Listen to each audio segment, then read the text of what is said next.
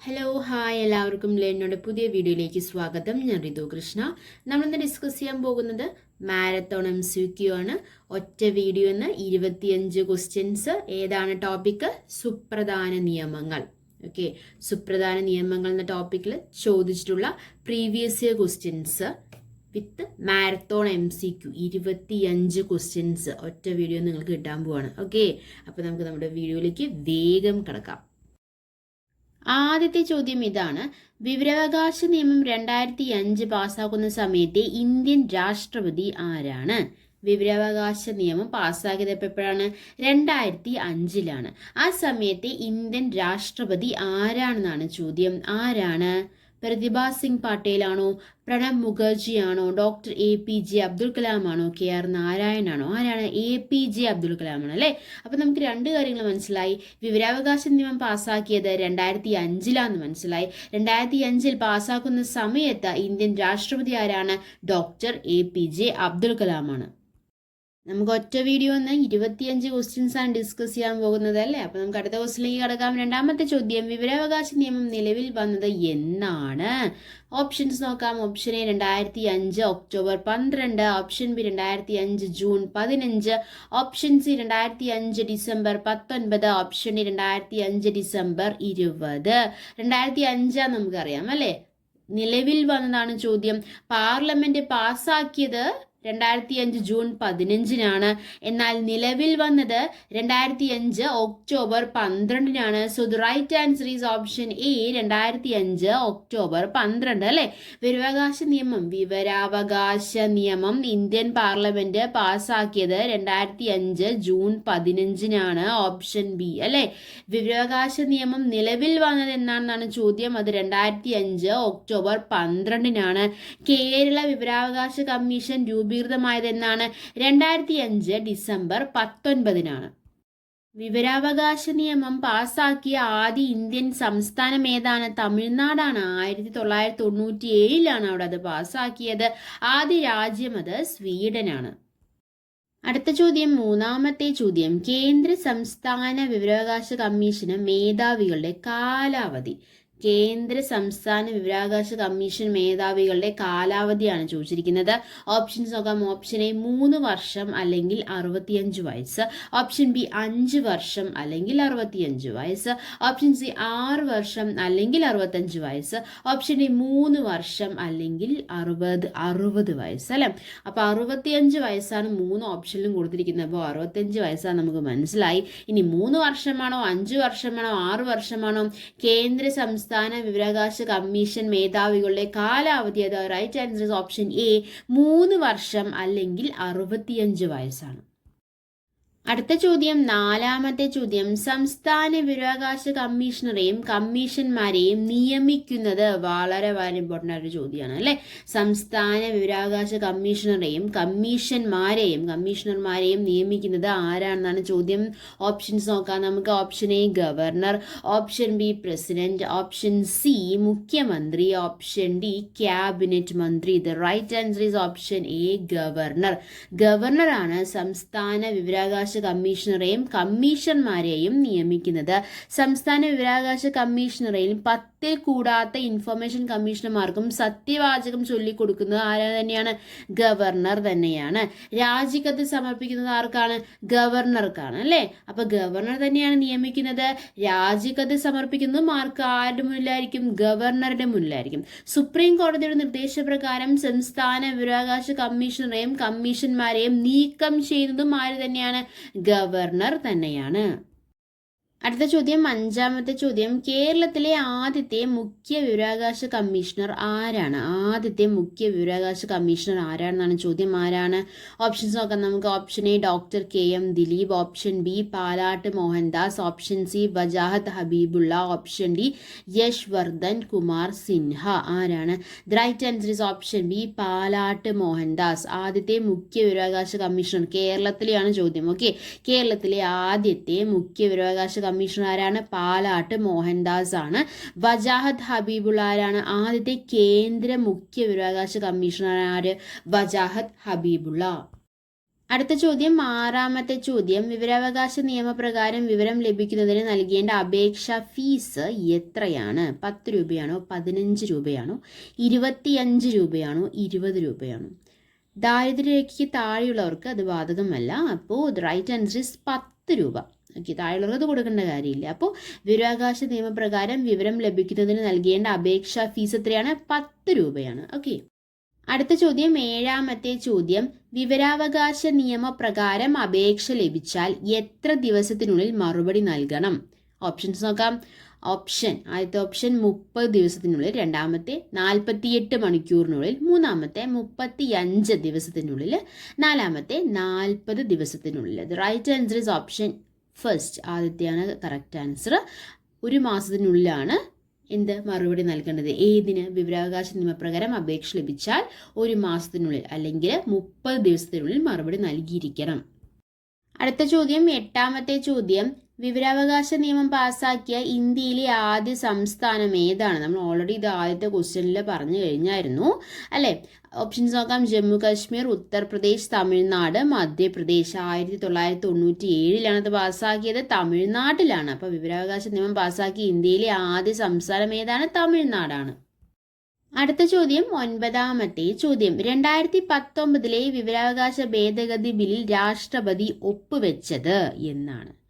Options നോക്കാം. ആദ്യത്തെ option 2019 August 1, രണ്ടാമത്തെ 2019 ജൂലൈ 19, മൂന്നാമത്തെ 2019 ഓഗസ്റ്റ് 22, നാലാമത്തെ 2019 ജൂലൈ 25. ഏതാണ് റൈറ്റ് ആൻസർ?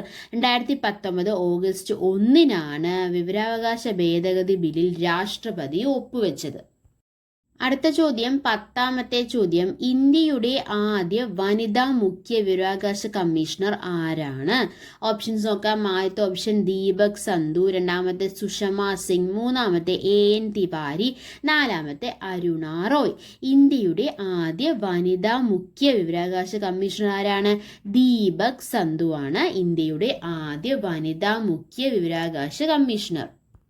അടുത്ത ചോദ്യം, 11ാമത്തെ ചോദ്യം, ഉപഭോക്തൃ സംരക്ഷണ നിയമം അനുസരിച്ച് ഇനി പറയുന്നവയിൽ ഏതാണ് ശരിയല്ലാത്തത്? കണ്ടത് സ്റ്റേറ്റ്മെന്റ് ക്വസ്റ്റ്യൻ ആണ്. ഇങ്ങനത്തെ ക്വസ്റ്റ്യൻസ് ആയിരിക്കും കൂടുതലും റിപ്പീറ്റ് ആയിട്ട് ചോദിക്കാറ്. ഓക്കെ, ജില്ലാ ഫോറത്തിൽ ആദ്യത്തെ ഓപ്ഷൻ ജില്ലാ ഫോറത്തിൽ ഒരു വനിതാ സാമൂഹിക പ്രവർത്തക ഉൾപ്പെടുന്നു. രണ്ടാമത്തെ, സംസ്ഥാന കമ്മീഷൻ ഹൈക്കോടതിയിലെ ഒരു ജഡ്ജി ആയിരുന്ന ഒരു വ്യക്തിയെ ഉൾക്കൊള്ളുന്നതാണ്. മൂന്നാമത്തെ, ജില്ലാ ഫോറം 4 അംഗങ്ങളെ ഉൾക്കൊള്ളുന്നതാണ്. അവസാനത്തെ ഓപ്ഷൻ ദേശീയ ഉപഭോക്തൃ തർക്ക പരിഹാര കമ്മീഷൻ സുപ്രീം കോടതിയിലെ ജഡ്ജി ആയിട്ടുള്ള ഒരു വ്യക്തിയെ ഉൾക്കൊള്ളുന്നതാണ്. ഏതാണ് right answer? Right answer is option C. ജില്ലാ ഫോറം 4 അംഗങ്ങളെ ഉൾക്കൊള്ളുന്നതാണ്. അപ്പോൾ ഉപഭോക്തൃ സംരക്ഷണ നിയമം അനുസരിച്ച് ഏതാണ് ശരിയല്ലാത്തത് എന്നാണ് ചോദ്യം. ഏതാണ് ശരിയല്ലാത്തത്? ജില്ലാ ഫോറം 4 അംഗങ്ങളെ ഉൾക്കൊള്ളുന്നതാണ് എന്നത് തെറ്റായിട്ടുള്ള ഒരു സ്റ്റേറ്റ്മെന്റ് ആണ്. അടുത്ത ചോദ്യം, 12ാമത്തെ ചോദ്യം, 2023 ലോക ഉപഭോക്തൃ അവകാശ ദിന പ്രമേയം എന്താണ്? ട്രസ്റ്റഡ് സ്മാർട്ട് പ്രൊഡക്ട്സ്, രണ്ടാമത്തെ empowering consumer through clean energy transitions, option C fair digital finance, option D new features of the consumer protection act. So ഏതാണ് right answer? The right answer is option B, empowering consumer through clean energy transition. അടുത്ത ചോദ്യം, 13ാമത്തെ ചോദ്യം, ഇന്ത്യയിൽ ആദ്യമായി ഉപഭോക്തൃ സംരക്ഷണ നിയമം അതായത് കൺസ്യൂമർ പ്രൊട്ടക്ഷൻ ആക്ട് നിലവിൽ വന്ന വർഷം ഏതാണ്? Option A 1986, option B 1990, option C 1985, option D 1988. ഏതാണ് right answer? The right answer is option A 1986. Consumer protection act നിലവിൽ വന്ന വർഷം ഏതാണ്? 1986. അടുത്ത ചോദ്യം, 14ാമത്തെ ചോദ്യം, കേന്ദ്ര ഉപഭോക്തൃ സംരക്ഷണ അതോറിറ്റി അതായത് സെൻട്രൽ കൺസ്യൂമർ പ്രൊട്ടക്ഷൻ അതോറിറ്റി നിലവിൽ വന്നത് എന്നാണ്? ഓപ്ഷൻസ് നോക്കാം. Option A 2020 July 24, option B 2020 July 20, option C 2020 July 29, option D 2020 July 10. നോക്കിക്കുക, അപ്പോൾ 2020 ജൂലൈ ആണെന്ന് മനസ്സിലായി അല്ലേ? 24 ആണോ 20 ആണോ 29 ആണോ 10 ആണെന്ന് മാത്രം അറിഞ്ഞാൽ മതി. ഇത് right answer is option A 2020 July 24 എന്ത് central consumer protection authority CCPA നിലവിൽ വന്നത്. അടുത്ത ചോദ്യം 15ാമത്തെ ചോദ്യം 2019 ഉപഭോക്തൃ സംരക്ഷണ നിയമത്തിന് രാഷ്ട്രപതിയുടെ അംഗീകാരം ലഭിച്ചത് എന്നാണ്? ഓപ്ഷൻസ് നോക്കാം. Option A 2019 August 5, 2019 August 10, 2019 August 12.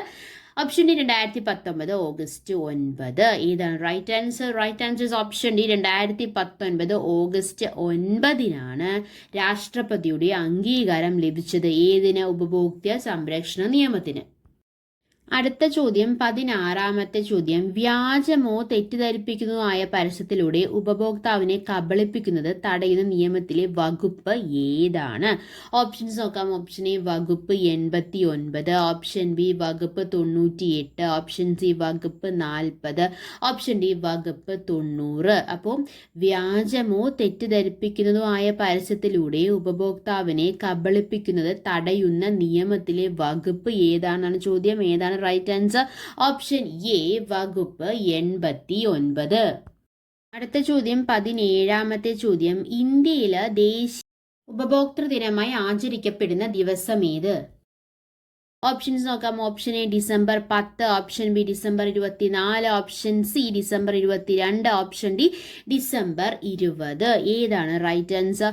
Right answer is option B December 24. എന്തിന്റെ സ്മരണാർത്ഥമാണ് ഡിസംബർ 24 ദേശീയ ഉപഭോക്തൃ ദിനമായി ആചരിക്കുന്നത്? 1986 ഡിസംബർ 24 ഉപഭോക്തൃ സംരക്ഷണ നിയമം നിലവിൽ വന്നു. അപ്പൊ അതിന്റെ സ്മരണാർത്ഥമാണ് ഡിസംബർ 24 ദേശീയ ഉപഭോക്തൃ ദിനമായി ആചരിക്കുന്നത്. അടുത്ത ചോദ്യം 18ാമത്തെ ചോദ്യം ഉപഭോക്തൃ സംരക്ഷണ നിയമം 2019 പ്രകാരം എത്ര രൂപ വരെയുള്ള പരാതികളിലാണ് അപേക്ഷാ ഫീസ് ഒഴിവാക്കിയിട്ടുള്ളത്?